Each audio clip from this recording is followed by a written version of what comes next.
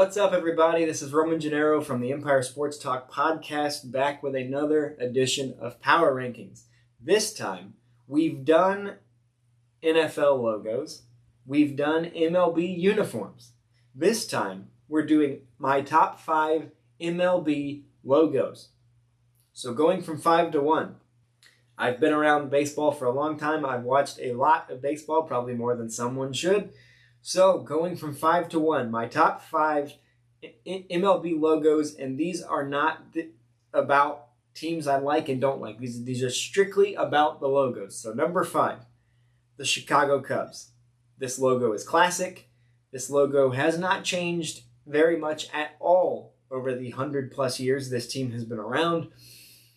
I heard I believe it was Jimmy Rollins once say that he thought the Atlanta Braves white uniforms were whiter than everybody else's. And I believe that could apply to the Chicago Cubs. The pinstripes are great, whole thing. But the classic C logo with the Cubs coming out of it, one of the early logos they had that was adopted in 1908 was very similar to the C that they use now. It was just a darker color. It was navy. Then from 1916 to 1927, off and on, they used one that looked very similar to the C that the Cincinnati Reds use now.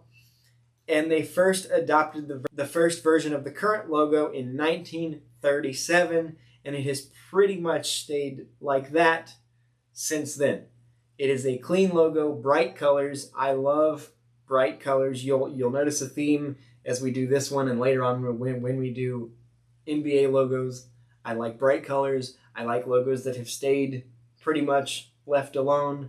I'm not a big fan of the massive changes unless they're needed. So it should be no surprise that the Chicago Cubs come in at number 5 because they barely changed in the many, many years they've been around. Number 4, the Milwaukee Brewers. And this one's on the list for a very specific reason. And I did want to mention, in 1969, the Brewers came into the league as the Seattle Pilots, and they were that for 1 year, but their logo is awesome, so I wanted to throw that out there. And then as they do now, they had the ball and glove logo starting in 1978 until 1993. Then they used kind of a more fancy M to kind of match the Miller. In Miller Lite and Miller Beer because they played at Miller Park. I was not a fan of that. But then in 2020, thankfully, they brought back the ball and glove logo full time. I will say they did bring it back with a darker color palette, so it is more of a navy and gold as opposed to the first time they had the ball and glove logo. It was as opposed to the first time they had the ball and glove logo, it was bright yellow, kind of a royal blue. I prefer that, but I still love the ball and glove logo. It's an optical illusion. For those that aren't aware, the reason the ball and glove logo is what it is because you have the letters B and M for Milwaukee Brewers present in the logo. If you've never seen it, go look. It's there. It was done on purpose. Number 3, Baltimore Orioles. This was an example, much like the Milwaukee Brewers, of an extreme step back and then remedying of the situation. The Orioles used a version of the cartoon bird that they now have starting in 1954 until 1991. Then from 1992 until 2018, they used a bird logo that can only be described as cut out of a nature magazine. It was an actual bird, an actual Oriole. And while that might be geographically correct, and for all the bird watchers out there, while that might be more accurate, it was far less fun, and it seemed to accurately result in kind of the low point for the Orioles franchise, other than Cal Ripken, of course.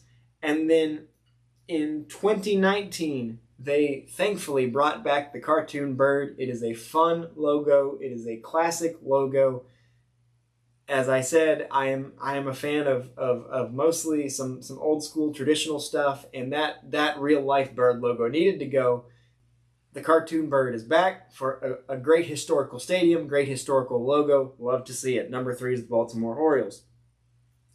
Number 2, this is a bit of a homer pick, but for a good reason, the Atlanta Braves. The Atlanta Braves have had a lot of logos over the years. I was also a fan of the lowercase a in the Hank Aaron days. I was a fan of the powder blue in the Dale Murphy days, and I've been a fan of the red and navy that they've had pretty much since the Dale Murphy days. And this is a classic logo that I grew up seeing. I grew up going to my grandparents in the Panhandle and in Alabama, which is Braves country.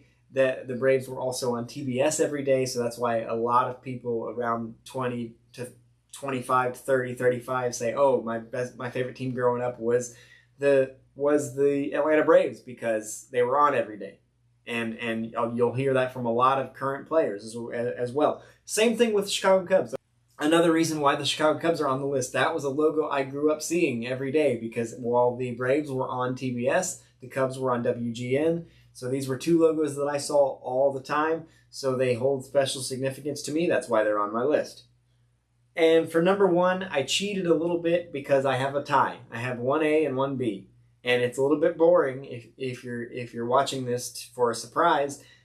I have the Yankees and Red Sox tied at number 1, and that's because those two logos, for basically as long as the sport has been around, they've barely changed, and they've been tied together. I've mentioned on the podcast before, and I've mentioned on these videos before, that I had a Yankees phase growing up. It didn't last very long. It was around the time of the early 2000s.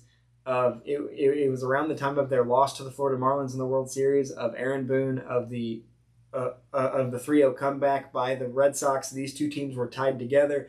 I watched so much of this rivalry. I was huge fans of Derek Jeter and Manny Ramirez and David Ortiz. So I could not separate these two logos. They've been the same forever. It would be wrong to change them. As I said, I am a traditionalist. I am a purist. It would make sense why these are my top 2. I could not separate them, so they are both number 1. 1A and 1B, New York Yankees and Boston Red Sox. As I mentioned, these are not my 5 favorite teams. These are just logos I like, but I will admit to having a Yankees phase for a short time when I was young. But ironically, now if I had to choose between the two and had no choice, I would probably choose the Red Sox. But this rivalry was so ingrained in me when I was in elementary school that I could not separate them. I feel like you can't separate them. So number 1, 1A, 1B, Yankees, Red Sox. Those are my top 5 MLB logos. Let us know in the comments what your top 5 logos are, bias free. Top 5 logos are for Major League Baseball. And make sure to subscribe to the channel and hit that notification bell so you know when new videos like Power Rankings or our Xbox Xposé series or even our podcast episodes are released so you don't miss anything. Until the next video, I am Roman Gennaro, host of the Empire Sports Talk podcast, and we will see you there.